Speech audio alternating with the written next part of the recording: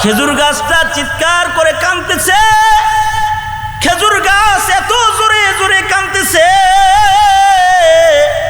কোন বর্ণনায় আসে উটের হেনহেনানির আওয়াজের মতন খেজুর গাছটা চিৎকার করে কাঁদতেছে। কোন বর্ণনায় আসে মানুষের বাচ্চারা কাঁদলে যেমন চিৎকার করে কাঁদে, খেজুর গাছ ওই রকম চিৎকার করে কান্নাকাটি করতেছে।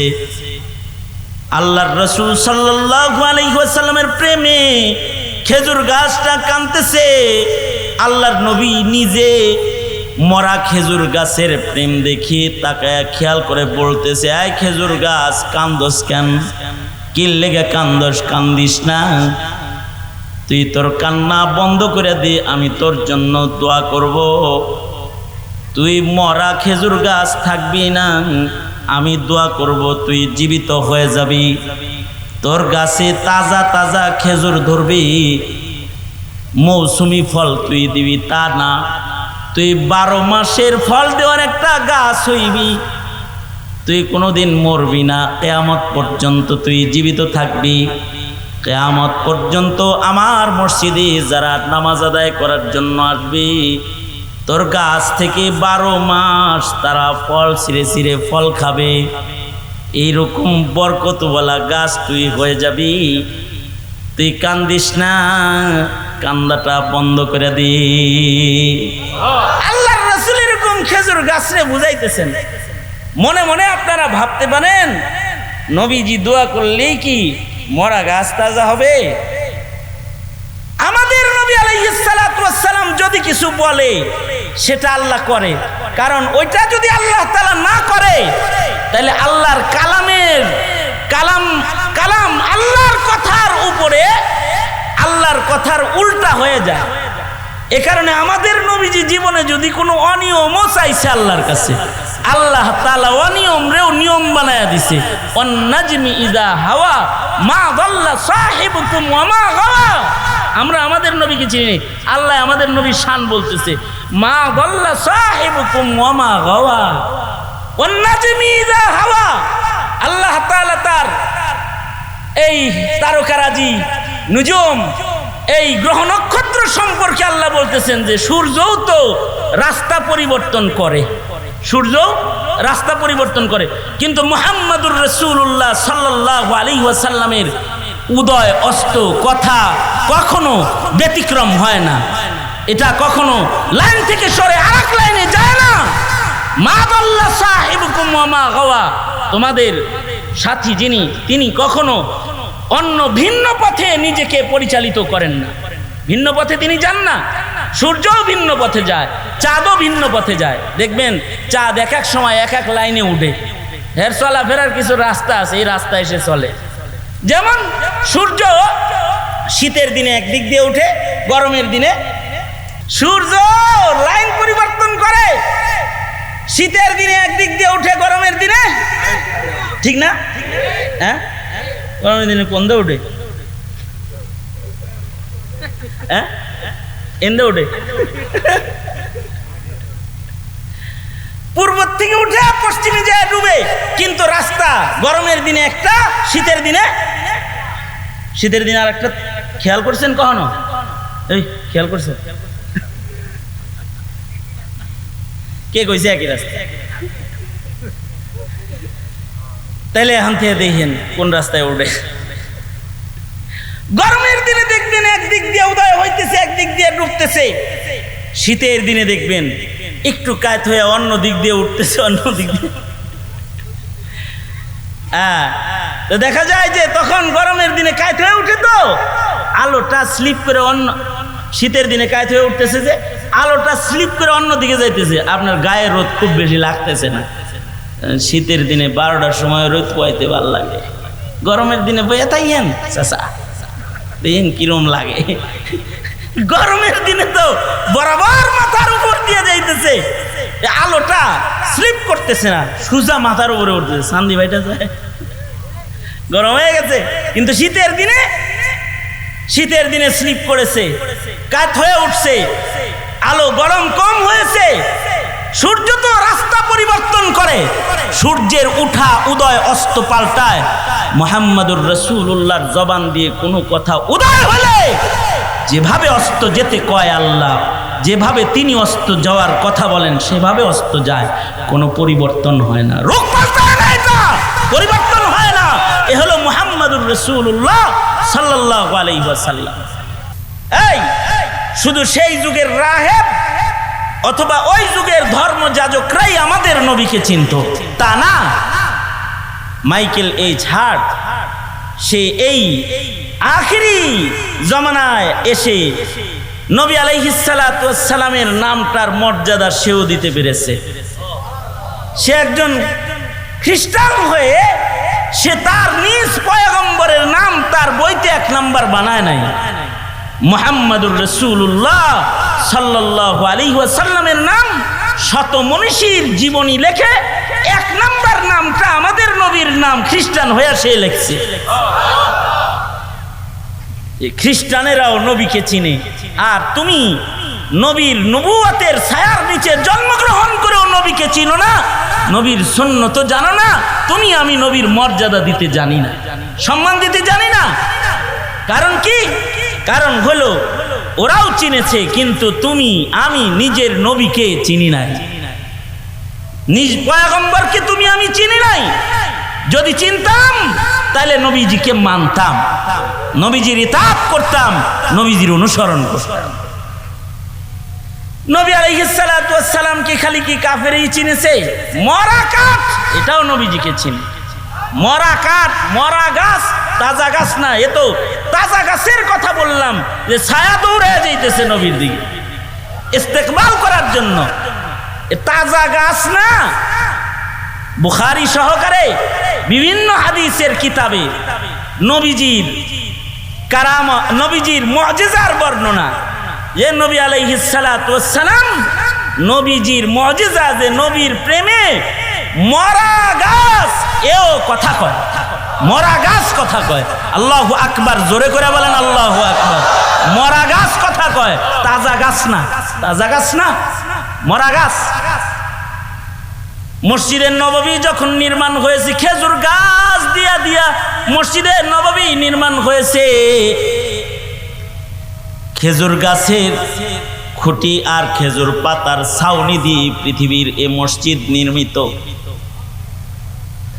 যেই মসজিদের ইমাম হইলেন মুহাম্মাদুর রাসূলুল্লাহ সাল্লাল্লাহু আলাইহি ওয়াসাল্লাম, আর ওই মসজিদের মুসল্লি হলেন সাহাবায়ে কেরামের মোবারক জামাত। যে সাহাবীদের সিজদার ভারে জমিন থরথর করে কাঁপত। কিন্তু সেই মসজিদে কোনো এসি ছিল না, টাইলস ছিল না, বালি আর বালি।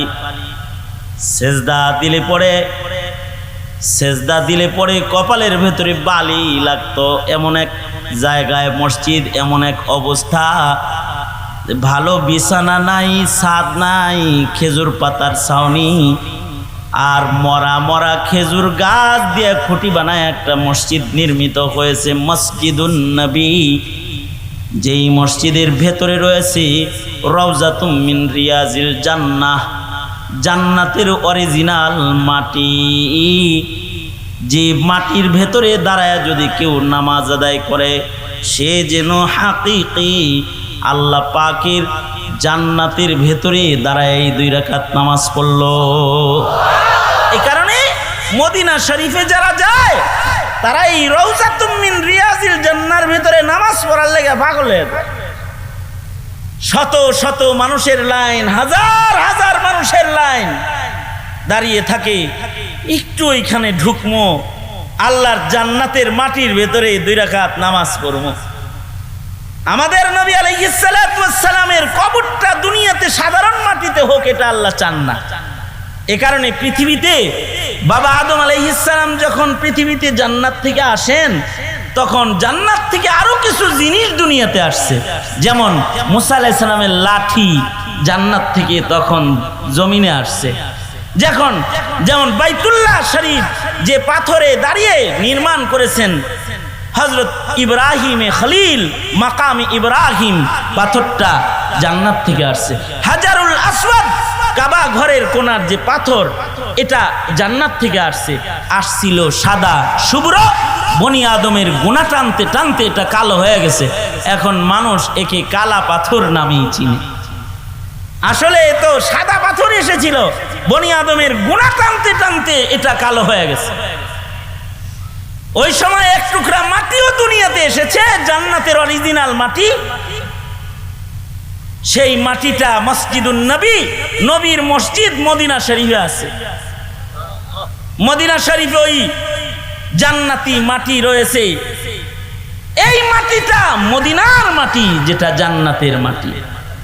এই মাটিটাকে আল্লাহ তাআলা এটাকে দুনিয়ার সাধারণ মাটির মতো মাটি না, জান্নাতের চেয়েও দামি মাটি বানানোর জন্য এইটাকে আল্লাহ তাআলা ইবাদতের মার্কেটে তুলছেন। জান্নাতের কোনো মাটি ইবাদতের মার্কেটে নাই, ইল্লা মসজিদুন নবী, নবীজির মসজিদের ওই সাদা কার্পেটের মাটিটুক, এই টুকরে মার্কেটে তুলছেন। কার্পেটরে যেমন মার্কেটে তুলে, কার্পেট দামি কার্পেটরে যেমন দামি ঘরের ভেতরে বিছায়, আল্লাহ তাআলা এই মাটির খণ্ডটাকে মদিনায় সেট কইরা ইবাদতের মার্কেটে এখানে কোটি কোটি কোটি কোটি আবেদ আশিকদেরকে সেজদা দেওয়ায়া, চোখের পানি ফেলায়া, এই মাটির ডিজাইন সৌন্দর্য বাড়ায়া আল্লাহ তাআলা এই মাটিটাকে রেডি করতেছেন। মুতাকাল্লিমিনরা বলেন যে এই মাটিটাকে আল্লাহ তাআলা জান্নাতের ভেতরে গোটা জান্নাতে কার্পেট বানায়া বিছায়া দিবেন। এই মাটিটাকে কার্পেট বানায়া বিছায়া দিবেন। আল্লাহর রাসূল সাল্লাল্লাহু আলাইহি ওয়াসাল্লামের ওই মসজিদ, ওই মসজিদের ভেতরে এই মাটি আছে। সেই মসজিদের খুঁটি হলো খেজুর গাছ, পিলার না, খেজুর গাছ। ছাউনি খেজুর গাছের ডালা, রোদ উঠলে পরে পাতার ফাঁক দিয়ে রোদ মুসল্লিদের মাথায় পড়ে, আর বৃষ্টি পড়লে পরে খেজুর পাতার ছাউনির ফাঁকা দিয়ে পানি পড়ে পড়ে মসজিদের মুসল্লিগুলা ভিজে। কিন্তু এসি নাই, ছাদ নাই, কিন্তু এই মসজিদের মুসল্লিরা হলো আল্লাহর কাছে সবচেয়ে দামি মুসল্লি। নবীজির সাহাবীরা ওই মসজিদের মুসল্লি। এই মসজিদটা যখন ধীরে ধীরে উন্নত হওয়া শুরু হইল, প্রথম মসজিদ নির্মিত হয়েছে, মসজিদের ভিতরে কোনো মিম্বার নাই, তা আল্লাহর রাসূল জুমার খুতবা দিবেন কেমনে?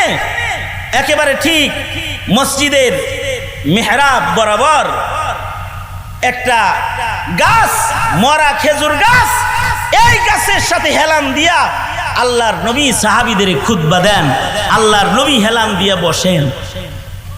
এক ইহুদি মহিলা নবীর প্রেমে খাতুন পাগল হইছে, একটা মহিলা পাগল হইছে, আয় আল্লাহর রাসূলকে বলতেছে, ওগো আল্লাহর নবী, হাদিসের কিতাবে বিভিন্ন ভাবে বর্ণনা রয়েছে, যখনই মিম্বরটা মসজিদের ভেতরে ঢুকানো হয়েছে, মিম্বরটাকে মরা কাঠ খেজুর গাছ, এই মিম্বরটাকে দেখা জোরে জোরে ওই খেজুর গাছটা কান্না শুরু করেছে, যে খেজুর গাছে হেলান দিয়া আল্লাহর রাসূল খুতবা প্রদান করতেন। খেজুর গাছটা চিৎকার করে কাঁদতেছে, খেজুর গাছ এত জোরে জোরে কাঁদতেছে, কোন বর্ণনায় আসে উটের হেনহেনানির আওয়াজের মতন খেজুর গাছটা চিৎকার করে কাঁদতেছে। কোন বর্ণনায় আসে মানুষের বাচ্চারা কাঁদলে যেমন চিৎকার করে কাঁদে, খেজুর গাছ ওই রকম চিৎকার করে কান্নাকাটি করতেছে। আল্লাহর রাসূল সাল্লাল্লাহু আলাইহি ওয়াসাল্লামের প্রেমে খেজুর গাছটা কাঁদতেছে। আল্লাহর নবী নিজে মরা খেজুর গাছের প্রেম দেখিয়ে তাকায় খেয়াল করে বলতেছে, আয় খেজুর গাছ, কান্দোস কেন? কি লেগে কান্দোস? কান্দিস না, তুই তোর কান্না বন্ধ করে দে, আমি তোর জন্য দোয়া করব। তুই মরা খেজুর গাছ থাকবি না, আমি দোয়া করব, তুই জীবিত হয়ে যাবি, তোর গাছে তাজা তাজা খেজুর ধরবি, মৌসুমি ফল তুই দিবি, তা না, তুই 12 মাসের ফল দেওয়ার একটা গাছ হইবি, তুই কোনোদিন মরবি না, কিয়ামত পর্যন্ত তুই জীবিত থাকবি। কিয়ামত পর্যন্ত আমার মসজিদে যারা নামাজ আদায় করার জন্য আসবে, তোর গাছ থেকে 12 মাস তারা ফল ছিঁড়ে ছিঁড়ে ফল খাবে। এইরকম বরকতওয়ালা গাছ তুই হয়ে যাবি। তুই কান্দিস না, কান্দাটা বন্ধ করে দি। আল্লাহর রাসূল এরকম খেজুর গাছরে বুঝাইতেছেন। মনে মনে আপনারা ভাবতে পারেন নবীজি দোয়া করলেই কি মরা গাছ তাজা হবে? আমাদের নবী আলাইহিস সালাতু ওয়াস সালাম যদি কিছু বলে সেটা আল্লাহ করে, কারণ ওইটা যদি আল্লাহ তাআলা না করে তাহলে আল্লাহর কালাম আল্লাহর কথার উপরে আল্লাহর কথার উল্টা হয়ে যায়। এ কারণে আমাদের নবীজি জীবনে যদি কোনো অনিয়মও চাইছে আল্লাহর কাছে, আল্লাহ তাআলা অনিয়মরেও নিয়ম বানায়া দিছে। ওয়ান নাজমি ইযা হাওয়া মা দাল্লা সাহিবুকুম ওয়া মা গাওয়া। আমরা আমাদের নবীকে চিনি, আল্লাহ আমাদের নবীর শান বলতেছে, মা দাল্লা সাহিবুকুম ওয়া মা গাওয়া। ওয়ান নাজমি ইযা হাওয়া। আল্লাহ তাআলা তার এই তারকারাজি নুজুম, এই গ্রহ নক্ষত্র সম্পর্কে আল্লাহ বলতেছেন যে সূর্যও তো রাস্তা পরিবর্তন করে, সূর্য রাস্তা পরিবর্তন করে, কিন্তু মুহাম্মাদুর রাসূলুল্লাহ সাল্লাল্লাহু আলাইহি ওয়াসাল্লামের উদয় অস্ত কথা কখনো ব্যতিক্রম হয় না। এটা কখনো লাইন থেকে সরে আরেক লাইনে যায় না। মা দাল্লা সাহিবুকুম ওয়া মা গাওয়া। তোমাদের সাথী যিনি, তিনি কখনো অন্য ভিন্ন পথে নিজেকে পরিচালিত করেন না। ভিন্ন পথে তিনি যান না।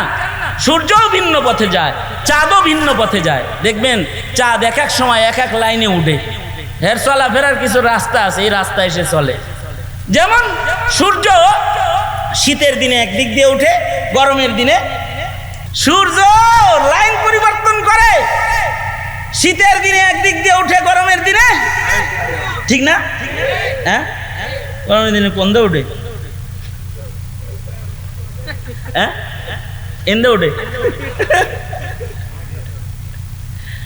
পূর্ব থেকে উঠে পশ্চিমে যায় ডুবে, কিন্তু রাস্তা গরমের দিনে একটা, শীতের দিনে আর একটা। খেয়াল করছেন কখনো? এই খেয়াল করছেন? কে কইছে একই রাস্তা? তাইলে এখান থেকে দেখেন কোন রাস্তায় উঠে। গরমের দিনে দেখবেন একদিক দিয়ে উদয় হইতেছে, একদিক দিয়ে ডুবতেছে। শীতের দিনে দেখবেন একটু কাত হয়ে অন্য দিক দিয়ে উঠতেছে, অন্য দিক দিয়ে। হ্যাঁ, তো দেখা যায় যে তখন গরমের দিনে কাত হয়ে উঠে, তো আলোটা স্লিপ করে অন্য, শীতের দিনে কাত হয়ে উঠতেছে যে আলোটা স্লিপ করে অন্য দিকে যাইতেছে, আপনার গায়ে রোদ খুব বেশি লাগতেছে না। শীতের দিনে 12টার সময় রোদ পোয়াইতে ভালো লাগে, গরমের দিনে বইয়া তাইয়েন চাচা দেখেন কিরম লাগে।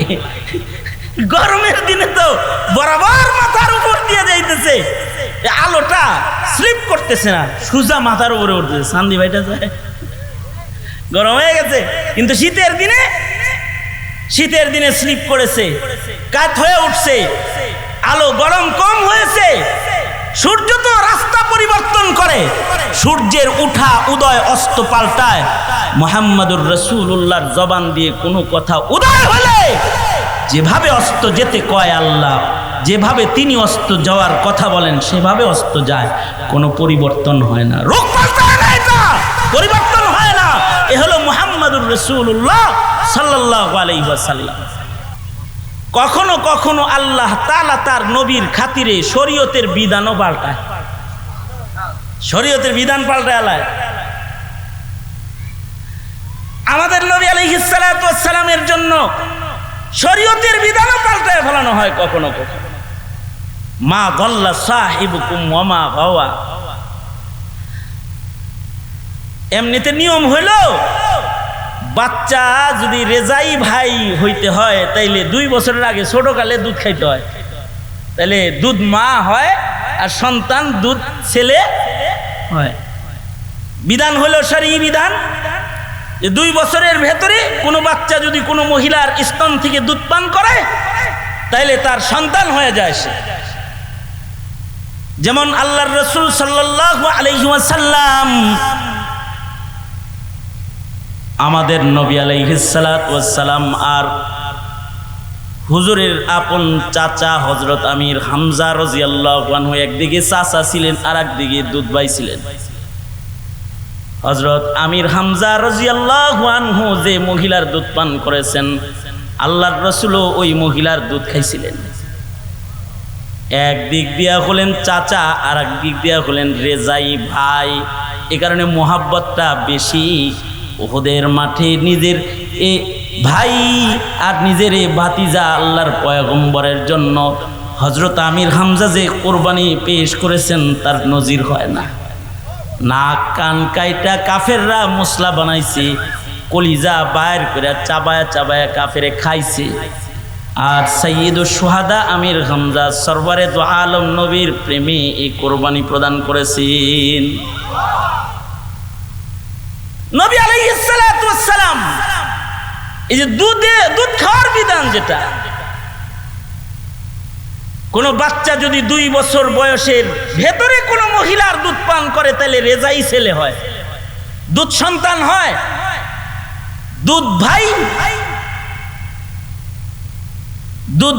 দুধ বোন, একই মহিলার দুধ যদি নারী পুরুষ ভিন্ন ঘরের খায় তো দুধ বোনে পরিণত হয়। দুধ বোনের সাথেও পর্দা নাই, আপন বোনের মতন, শুধুই মাত্র মিরাজ বন্টনের ভেতরে একটু ব্যবধান, যে এই ভাই বোনগুলা মিরাজের অংশ পায় না, কিন্তু শরঈ বাকি বিধান সব এক। নিজের বোনকে যেমন বিয়ে করা যায় না, দুধ বোনকেও বিয়ে করা যায় না। নিজের বোনের সাথে যেমন মুসাফা করা যায়, দুধ বোনের সাথে মুসাফা করা যায়। খালি যদি মাসলাটা কেউ না জানে তাইলে এমন ভুল কখনো কখনো হয়ে যায় যে দুধ বোন রে বিয়া করে আলায়, এমন কেস পাইছি।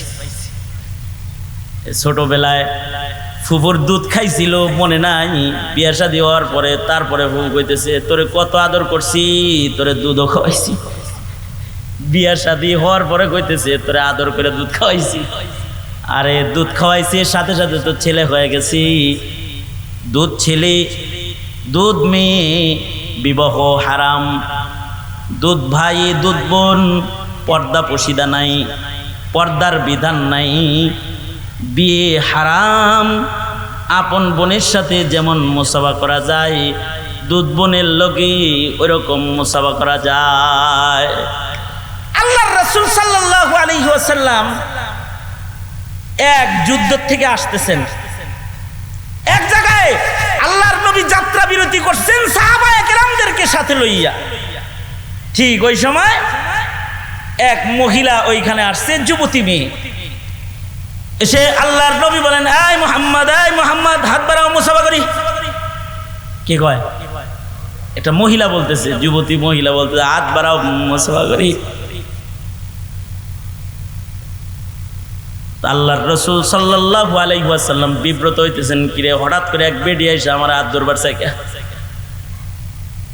নবীজির সাহাবীরা তারাও বিব্রত হইতেছে, কি পাগল মহিলার পাল্লায় রাসূল পয়লা গেল নি করবার চাই। আল্লাহর রাসূল চিনেন নাই, নবীজি হাত বাড়াইতেছেন না।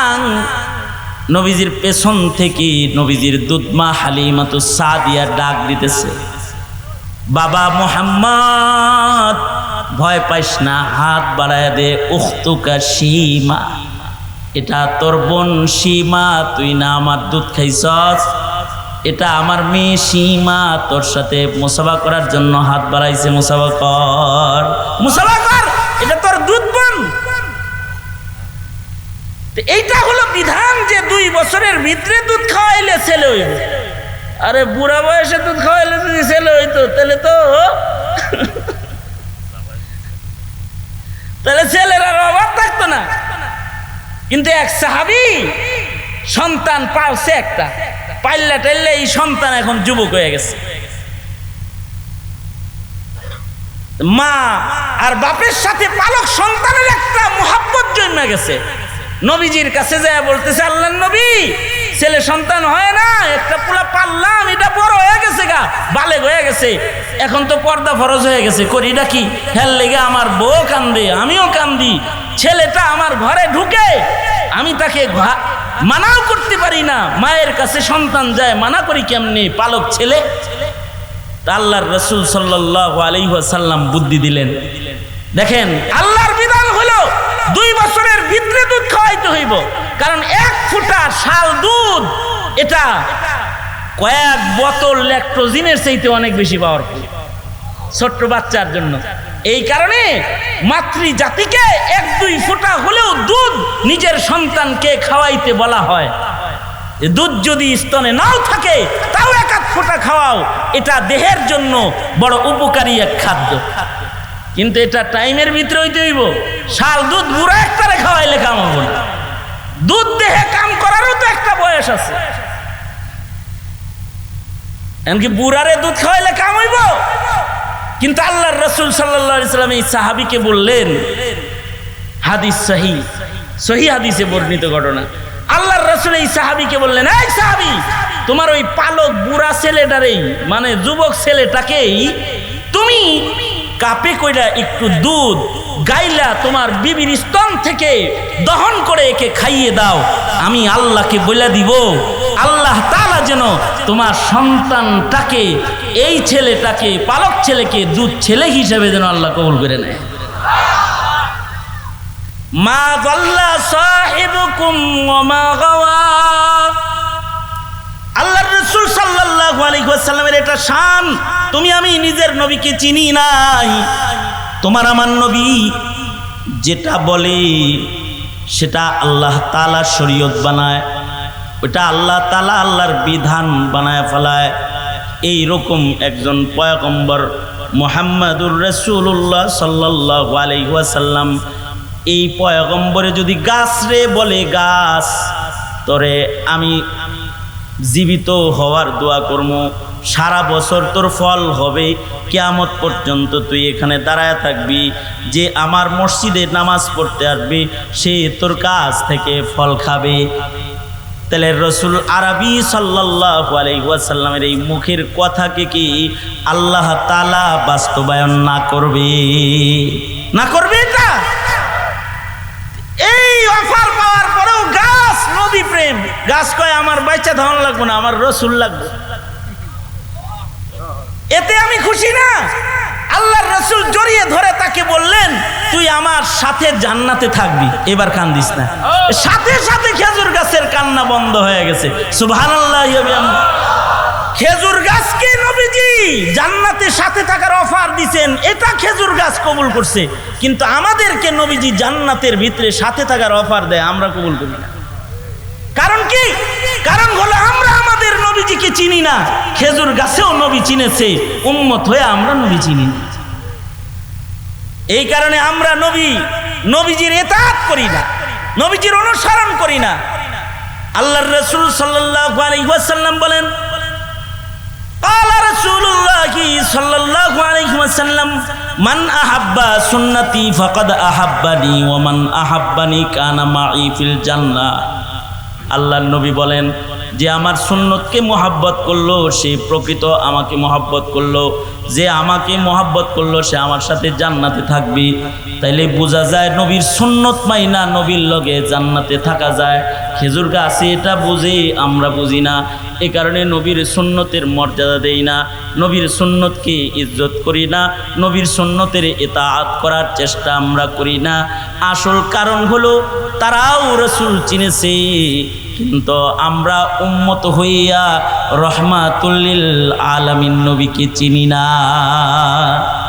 না চিনার বড় কারণ নবীজির শানের আলোচনা আমাদের সন্তানদের সামনে নাই।